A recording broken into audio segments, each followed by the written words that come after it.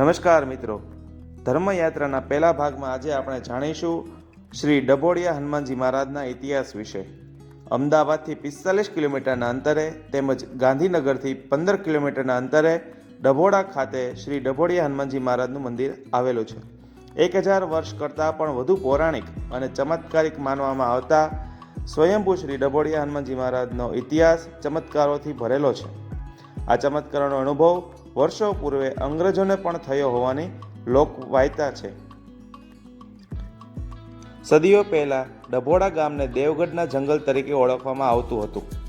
જૂના સમયમાં પાટણના સધરા રાજા સોલંકીએ જૂનાગઢ ઉપર ચઢાઈ કરેલી ત્યારે દેવગઢના જંગલમાં રોકાયા હતા, જે આજે ડભોડા તરીકે જાણીતું સ્થાન છે. રાજાની ગાયો જંગલમાં ચરવા માટે લઈ જવાતી ત્યારે એક ટીલડી નામની ગાય એક ટેકરાવાળી જગ્યાએ દૂધ ઝરતી હતી. ગાયનો આ નિત્યક્રમ થઈ ગયો હતો, જેથી સમગ્ર ઘટનાની જાણ રાજાને કરવામાં આવી.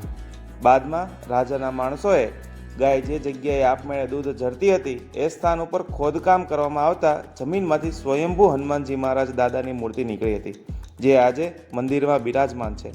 બાદમાં ચમત્કારિક સ્થાન ઉપર મંદિરની પ્રતિષ્ઠા કરવામાં આવી હોવાની વિગતો છે.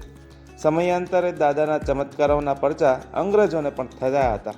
ડભોડામાં અંગ્રેજ હુકુમત દ્વારા રેલ પાથરવામાં આવી અને રેલવે સ્ટેશન બનાવવામાં આવ્યું.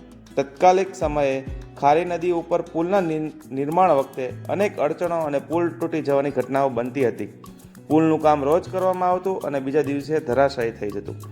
આ ઘટનાનો તાગ મેળવવા માટે અંગ્રેજ અધિકારીઓ પણ થાકી ગયા હતા અને કારણ શોધી રહ્યા હતા. તે સમયે ગ્રામજનોએ અંગ્રેજ અફસરને ડભોડિયા દાદાને તેલ ચડાવવાની માનતા રાખવાની સલાહ આપી. બીજો કોઈ જ ન માર્ગ હોવાથી અંગ્રેજે તેમની વાત માની અને કર્યું. અંગ્રેજોએ આ કામ કર્યું. ત્યારબાદ પુલનું કામ પૂર્ણ થયું. બાદમાં રેલવે શરૂ થઈ, જેથી અંગ્રેજોએ તેલ ચડાવીને માનતા પૂરી કરી.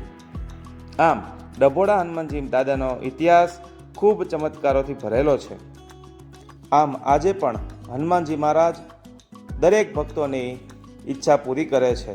આજે અનેક શ્રદ્ધાળુઓ ત્યાં માનતા માને છે અને ખાસ કરીને હનુમાન જન્મોત્સવ વખતે લાખો ભક્તો ત્યાં પહોંચે છે અને 25,000 કરતાં પણ વધારે તેલનો અભિષેક ત્યાં કરવામાં આવે છે. જય શ્રી હનુમાનજી મહારાજ. જો તમને આ ધર્મ યાત્રાની વાત ગમી હોય તો તમે અમારી ચેનલને લાઇક કરજો, શેર કરજો, સબસ્ક્રાઈબ કરજો અને તમારા મિત્રને ચોક્કસ શેર કરજો. કોમેન્ટમાં જય હનુમાનજી મહારાજ લખજો.